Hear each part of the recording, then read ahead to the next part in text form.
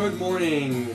It is Fern here for another dog training lessons of the week, and today I just want to talk a little bit about babying your dog, which I may have talked about in passing in the past, but had a couple situations this week that really brought it home how really dangerous it is to baby your dog. I did one session with a family of I think 5 or 6, and they have 2 little cockapoos, and these dogs are very sweet, very good dogs, except with the mom. And everyone else has no problem with them, but the mom has no control over them. They get into fights around each other in front of her. They boss her around, they bark at her. They're just crazy. They have accidents in the house, but it's all related to her. None of the other family has any other problems with these dogs. So it's obviously not the dogs, it's obviously her.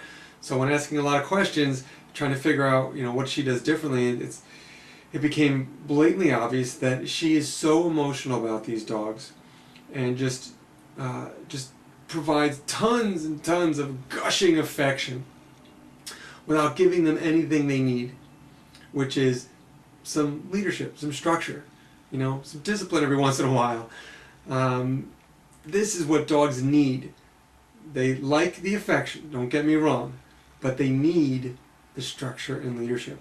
And she was pouring on all the likes, which satisfies the human needs. That was making her feel good, to give affection, and that's fine. You get a dog to love it, but we need to keep in mind that we got to satisfy the dog needs first before we satisfy our needs.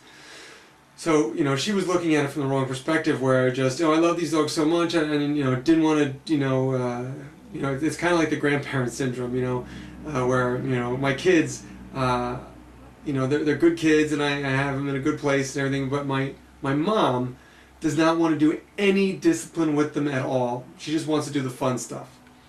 So she has very little control of them, and they really don't respect her authority that much. So they kind of just do whatever they want in front of her, with no regard for what she's saying. If she says no or something, they just totally ignore her because they don't have that respect for her. Same thing can happen with dogs if you don't set those rules and boundaries and give them that structure. They need it. Dogs crave it. These 2 little dogs were begging for the structure, and it took me very little to provide that they just immediately listened to anything I said within 5 minutes. And it was really obvious that they were open and they wanted the structure. They didn't want to be these wacky, crazy, out of balance dogs.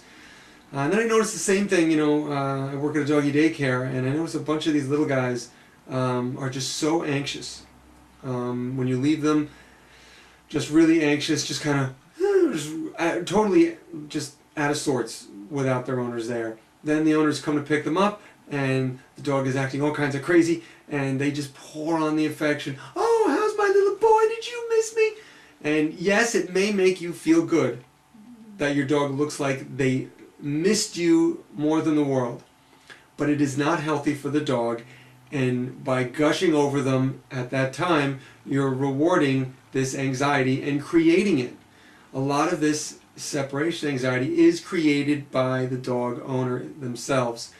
So think about it. We want to make sure we're not only satisfying your needs, we want to take care of your dog's needs first.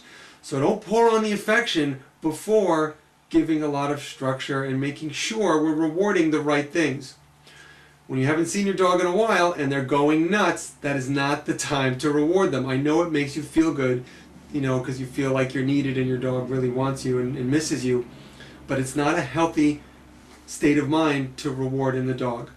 So you have to say, okay, although I really want to just give my dog all the affection in the world and it makes me feel good that they miss me, it's not healthy for them to feel so dependent upon you, and you do not want to reward that state of mind and that behavior, because that's going to really get you into trouble long term with separation anxiety when you're never able to leave your dog anywhere.